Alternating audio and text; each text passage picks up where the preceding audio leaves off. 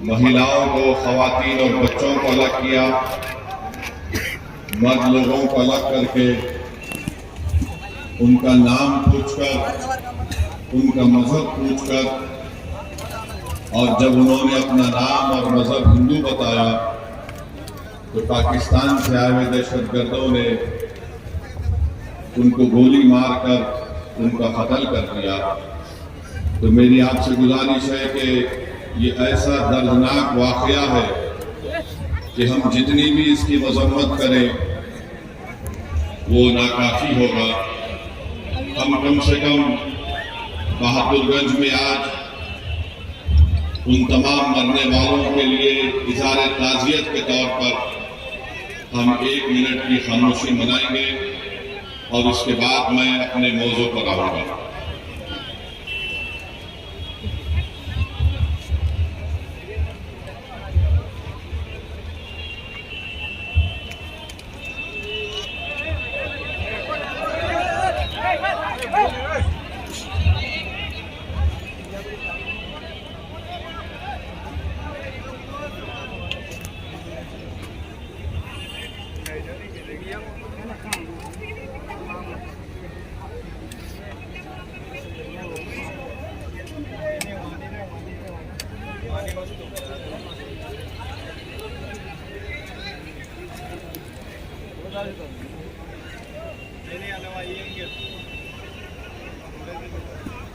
बिस्मिल्लाहिर्रहमानिर्रहीम। अज़ीज़ान मिल्लत, जो पहलगाम में जो हुआ है वो नहायत ही अफसोसनाक, दर्दनाक है और इंसानियत सोज है। हम तमाम ने इसकी मजम्मत की। ये हमारे मुल्क की सालमियत का मसला है। कोई भी हमारे भारत की सरजमीन पर आकर बाहर से किसी भी मुल्क में बसने वाले लोगों की जान को नहीं ले सकता है।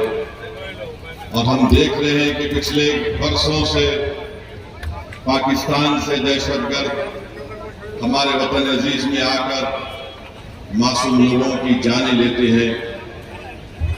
मेरे अजीज दोस्तों और बुजुर्गों, ये ऐसा मसला है कि हम मौजूदा हुकूमत के साथ खड़े हैं और हम उम्मीद करते हैं कि भारत के वजीर आज़म जो पाकिस्तान से दहशतगर्द आए और जिन्होंने यहाँ पर आकर हमारे 26 लोगों का कत्ल किया, नरेंद्र मोदी इन जालिमों के खिलाफ एक्शन लेंगे और जिन्होंने अपनी जानों को खोया है उन परिवार के लोगों से इंसाफ करेंगे। हम उम्मीद करते हैं कि ठोस इक़दाम किया जाएगा ताकि पाकिस्तान दोबारा भारत में किसी भी एक भारत के नागरिक को मारने की कोशिश नहीं करेगा।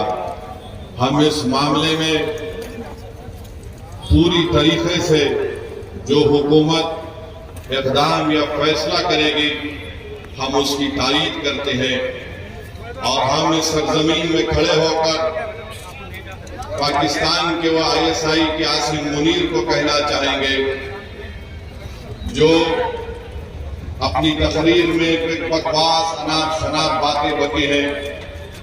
हम आसिम मुनीर को कहना चाहेंगे कि सन 47 में हमने फैसला ले लिया कि हम भारत को छोड़कर नहीं जाएंगे। हमने जिना के पैगाम को ठुकराया। भारत ही हमारी सरजमीन थी, भारत ही हमारी सरजमीन है और इंशाअल्लाह भारत ही हमारी सरजमीन रहेगा। और हम वो लोग जो आज पाकिस्तान में बैठकर बकवास बक रहे हैं, हम उनसे कहना चाहेंगे कि तुम इस्लाम को जानते नहीं हो, तुम इस्लाम की तालीमात से महरूम हो, तुम कुरान के उस इनकलाबी पैगाम को भुला दिए, तुमने रसूलुल्लाह सल्लल्लाहु अलैहि वसल्लम की सुन्नत को भुला दिए। तुम ऐसे मुल्क में बैठकर जहां पर अंदरूनी तौर पर किसी को महाजिर कहा जाता है, किसी को पठान के नाम से पुकारा जाता है, تمہارے ملک میں اتنی غریبی ہے کہ غریبی کی وجہ سے لوگ آج وہاں پر پریشان ہیں۔ افغانستان سے تمہارا جھگڑا، ایران کی بارڈر پر تمہارا جھگڑا ہے۔ آج پاکستان میں بیٹھ کر لوگ اس طرح کی اناپ شناپ بکواس بکتے ہیں۔ پاکستان ایک فیلڈ نیشن ہے، اور یاد رکھیے یہ طاقتیں کبھی بھی بھارت کو سکون سے رہنے نہیں دیں گی۔ آج وقت ہے کہ ہم ان کو ایک مؤثر جواب دیں تاکہ ہمیشہ کے لیے یہ دہشت گردی کا یہ زہر ہمیشہ کے لیے ختم ہو کر رہ جائے۔ بنگلہ دیش میں بھی کوئی ایک صاحب اناپ شناپ بک رہے ہیں کہ نارتھ ایسٹ میں ایسا کر دیں گے۔ میں ان سے بھی کہوں گا کہ بھائی صاحب، جو ملک آپ کو ملا ہے وہ ہماری وجہ سے ملا ہے، اپنے ملک میں آرام سے رہو۔ یاد رکھو، جب بھارت پر اگر کوئی انگلی اٹھاتا ہے تو ہم اپنے تمام اختلافات کو بھول کر ایک سیسا پیلا کی دیوار کی طرح کھڑے ہو جاتے ہیں۔ تو ہم ان تمام لوگوں سے کہیں گے کہ آج آپ نے بری نظر سے بھارت کی طرف اٹھا کر دیکھا ہے۔ مجھے یقین ہے کہ جو معصوموں کا قتل ہوا ہے ان کا خون رائے گا نہیں جائے گا، بلکہ میں تائید کرتا ہوں کہ بھارت سرکار نے یہ فیصلہ لیا کہ پاکستان کی کشتیاں اور پاکستان کے پلین بھارت کے حدود میں نہیں آئیں گے، بلکہ ہم یہ بھی کہیں گے کہ پاکستان کو FATF کے گرے لسٹ میں ڈال دیا جائے، اور جو لوگ پاکستان میں بیٹھ کر بھارت کے تعلق سے کیا کیا کہتے نہیں معلوم، مگر ان کو آئینے میں اپنی صورت دیکھنا چاہیے۔ تم کون سا میزائل ٹیسٹ کرتے ٹیسٹ کر لو، یاد رکھو، مگر بھارت تمہارے سے طاقتور ہے اور ہمیشہ رہے گا انشاءاللہ تعالی۔ میرے عزیز دوستوں اور بزرگوں، یہ عرض کرنا ضروری تھا، کیونکہ اگر ہم یہ سمجھیں گے کہ پہلگام میں اتر پردیش سے یا مہاراشٹرا سے یا بہار سے کوئی آدمی گیا اور اس کی موت ہو گئی تو ہم خاموش بیٹھ جائیں گے، بلکہ میں تو یہ دیکھ رہا ہوں کہ پہلگام کا یہ واقعہ بھارت کے ہر غریب کو، ہر دولت مند کو، ہر پڑھے لکھے کو، ہر کسان کو جھنجھوڑ کے رکھ دیا ہے۔ اب ہم امید کرتے ہیں کہ ہماری حکومت ایک مؤثر اقدام ان پر کرے گی، جیسا کہ ماضی میں سرجیکل اسٹرائک اور بالا کوٹ بھی ہوا تھا، اور جو بین الاقوامی ملکیں بھارت سے کہہ رہی ہیں کہ پاکستان سے بات کر لو، ارے پھر یوکرین اور رشیا میں کیا ہوا، تم نے کیا کیا وہاں پر؟ میرے عزیز دوستوں اور بزرگوں، یہ حساس مسئلہ ہے، اور اس مسئلے کے اوپر ہم کو ایک ہو کر کھڑے ہونا ہے۔ یہ ضروری ہے کہ ہم تمام لوگ ایسے وقت پر اپنے اتحاد کو مضبوط رکھیں، اور جو لوگ اس دہشت گردانہ حملے کے باوجود بھی ہندو مسلم کی باتیں کر رہے ہیں، میں ان سے کہوں گا کہ احمقوں کی دنیا میں بسنے والوں، تم بھارت کو کمزور کرنے کا کام کر رہے ہو۔ اگر آج ہمارے وطن میں اس بڑے دہشت گرد حملے کے بعد بھی اگر تم ہندو مسلم کرو گے تو پھر یاد رکھو ISI اور پاکستان میں بیٹھے ہوئے دہشت گرد، وہ ان کے چہروں پر خوشیاں ہوں گی، تو آپ ہم سے بھی ان سے بھی کہیں گے کہ تم کو جو کچھ اناپ شناپ رکھنا ہے تھوڑے دن خاموش بیٹھ جاؤ، تاکہ ہم ایک مؤثر جواب دے سکیں، تاکہ ہمیشہ کے لیے اس دیش میں دہشت گردی کا خاتمہ ہو سکے۔ میرے عزیز دوستوں اور بزرگوں، اب بات ملک کے اندر کی جو میں کر رہا ہوں وہ اس وقت قانون کے خلاف۔ آپ جانتے ہیں کہ جب پارلیمنٹ میں اس بل کو لایا گیا، ہم تمام نے اس بل کی مخالفت کی، پھر اس بل کو قانون بننے سے پہلے پارلیمنٹ کی کمیٹی کے پاس بھیجایا گیا۔ ہم تمام نے کمیٹی میں جتنی میٹنگز ہوئی ان تمام میٹنگ میں اس بات کو بتایا کہ یہ قانون بھارت کے سنویدھان اور آئین کے خلاف ہے۔ یہ قانون بھارت کے سنویدھان کی دفعہ 14، 15 25 اور 26 اور 29 کی مخالفت کرتا ہے، اور کوئی بھی حکومت سمویدھان کے فنڈامنٹل رائٹس کے خلاف جا کر ایسا قانون نہیں بنا سکتی ہے۔ یہ قانون جو بنایا گیا ہے، یہ قانون کیا ہے؟ یہ قانون یہ کہتا ہے کہ بہار کے وقف بورڈ میں اب مسلمان ہی صرف ممبر نہیں رہیں گے، اس میں غیر مسلم کو بھی ممبر بنایا جائے گا۔ قانون یہ کہتا ہے کہ بہار کے وقف بورڈ میں کم سے کم 2 غیر مسلم کو ممبر بنایا جائے گا، اور اس وقف بورڈ کا وہ چیئرمین بھی بن سکتا ہے، اور اکثریت میں بھی غیر مسلم اس میں نامزد کیے جائیں گے۔ اب آپ بتائیے کہ بہار میں 1950 کا قانون ہے جو ہمارے ہندو بھائی بہن کے مندروں کے تعلق سے قانون بنایا گیا۔ وہ قانون یہ کہتا ہے کہ جتنے بہار میں ہندو دھرم کے مندریں ہوں گی یا اس کے ایڈمنسٹریٹو باڈی ہوگی، اس میں کوئی غیر ہندو کو ممبر نہیں بنایا جا سکتا۔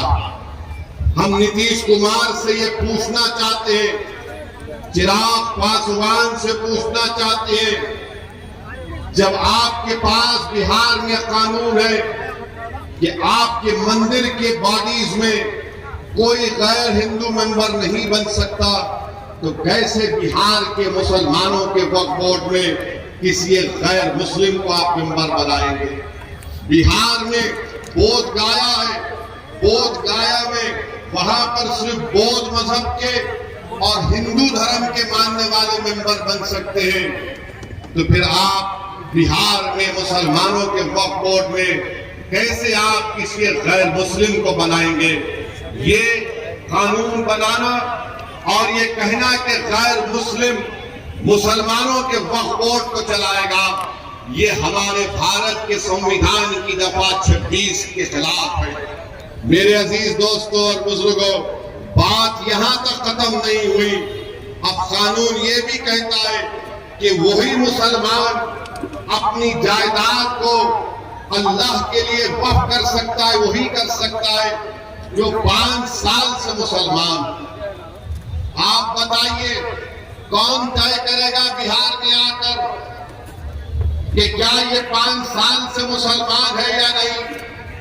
کیا نتیش کمار سرٹیفکیٹ لکھ کر دیں گے ہم کو؟ کیا چراغ پاسوان سرٹیفکیٹ لکھ کر دیں گے کہ 5 سال سے مسلمان ہے؟ کیا بھارت کے پردھان منتری لکھ کر دیں گے سرٹیفکیٹ یہ 5 سال سے مسلمان ہے؟ میرے عزیز دوستوں اور بزرگوں، یہ کسی بھی دھرم میں اس طرح کا قانون نہیں ہے۔ جو کسی دھرم کا ہوتا ہے وہ اپنی آستھا کی بنیاد پر اپنے جس بھگوان یا اللہ کو مانتا ہے وہ اپنی پراپرٹی کو، جائیداد کو دے دیتا ہے۔ مگر مسلمانوں سے کہا جا رہا ہے کہ آپ کو 5 سال تک آپ کو یہ بتا رہا، آپ اس 5 سال تک جائیداد نہیں دے سکتے۔ کون آ کر فیصلہ کرے گا؟ اور اگر کوئی ایک مہیلا ہوگی، کوئی ہماری بیٹی ہوگی، بہن ہوگی، تو کون جا کر اس کو پوچھے گا؟ یہ اس طرح کا قانون بنایا گیا ہے کہ 5 سال تک آپ اپنی جائیداد کو نہیں دے سکیں گے جب تک کہ آپ یہ نہیں بتائیں گے کہ آپ اسلام پر عمل کر رہے ہیں۔ کیا میری داڑھی نریندر مودی سے بڑی ہے تو کیا میں مسلمان ہو گیا؟ کیا اگر کوئی ہماری بہن حجاب پہنی یا نہیں پہنی تو مسلمان ہوگی یا نہیں ہوگی؟ یہ غلط قانون بنایا گیا۔ تیسرا یہ قانون بنایا گیا، اس قانون میں یہ بنایا گیا کہ اگر جھگڑا گورنمنٹ کی جائیداد میں اور وقف کی جائیداد میں ہوگا تو بہار سرکار اپنے عہدیدار کو نامزد کرے گی اور وہ عہدیدار یہ فیصلہ کرے گا کہ جائیداد سرکار کی ہے یا وقف کی ہے۔ اب آپ بتائیے، اگر سرکار کا افسر ہوگا وہ کبھی بھی وقف بورڈ کے حق میں فیصلہ نہیں کرے گا، وہ تو نتیش کمار اور چراغ پاسوان اور مودی کے حق میں فیصلہ کرے گا۔ وہ تو لکھ کر دے دے گا کہ یہ جائیداد گورنمنٹ کی ہے، بہار وقف کی نہیں ہے۔ اس کا اس میں بنایا گیا۔ ایک اور قانون بنایا گیا، اسی میں لکھا گیا کہ 6 مہینے کے اندر پورے جائیدادوں کو پورٹل پر ڈالنا پڑے گا۔ میں کرن رجیجو سے پوچھنا چاہتا ہوں، کہاں ہے تمہارا پورٹل؟ کدھر ہے تمہارا پورٹل جو تم نے شروع کر دیا؟ 6 مہینے میں کرنا پڑے گا۔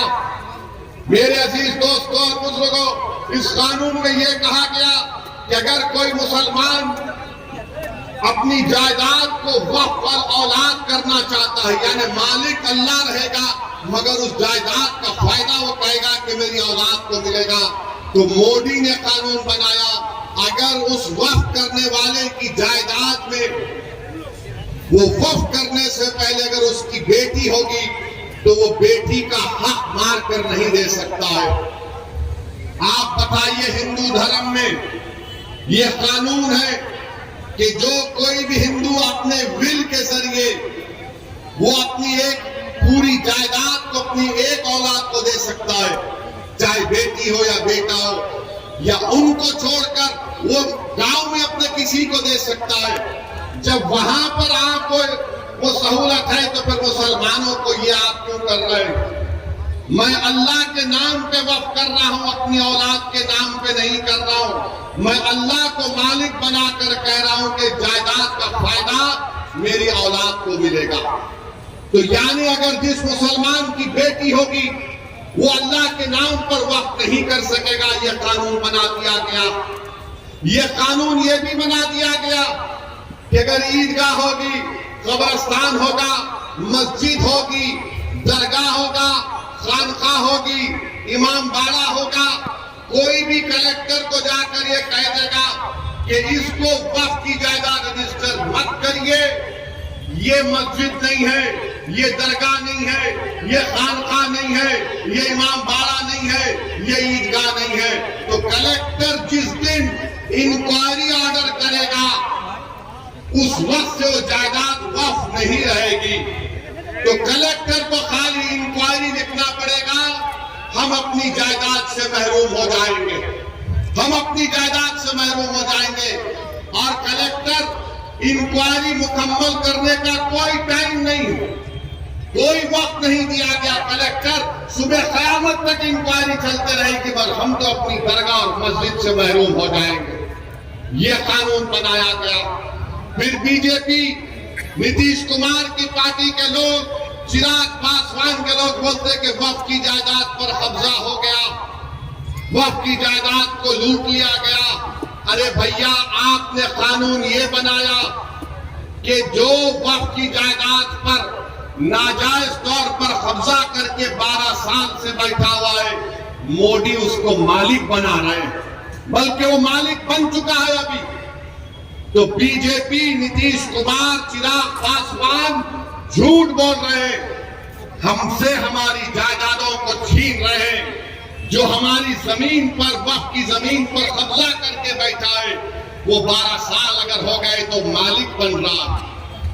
وقف ایویکیو پراپرٹی ہے کہ جو لوگ بھارت کو چھوڑ کر کسی اور جگہ پر چلے گئے، انہوں نے کہا کہ میں اپنا گھر، اپنی زمین، اپنی کھیت وقف کر رہا ہوں، تو آج مودی نے قانون بنا دیا کہ وقف ایویکیو نہیں ہوگا، یہ گورنمنٹ اس کی مالک بنے گی، اور گورنمنٹ اس کی مالک بن چکی ہے۔ قانون یہ بنایا گیا کہ اگر آثار قدیمہ کے تحت مسجد ہوگی، درگاہ ہوگی، کوئی بھی چیز ہوگی جس میں عبادت ہوتی ہے، نماز ہوتی ہے، فاتحہ ہوتی ہے، تو مودی کہہ رہے ہیں کہ وقف مالک نہیں ہوگا، آثار قدیمہ ہوگا، یعنی پھر وقف ہم سے چھین لیا گیا۔ پھر یہ قانون میں یہ بنایا گیا کہ اگر کوئی ٹرسٹ ہوگا اس قانون کو بنانے سے پہلے اور اس قانون کے بنانے کے بعد ٹرسٹ ہوگا تو وقف نہیں ہوگا۔ تو بتاؤ تم کون سی چیز اس میں رکھے ہو جس سے مسلمانوں کو فائدہ ہوگا؟ اور آپ کو جان کر تکلیف ہوگی کہ مودی نے قانون بنایا جس کی تائید چراغ پاسوان نے اور نتیش کمار اور چندرا بابو نائیڈو نے کی، کشواہا صاحب نے کی۔ کیا قانون بنایا؟ اگر کوئی وقف کی جائیداد کو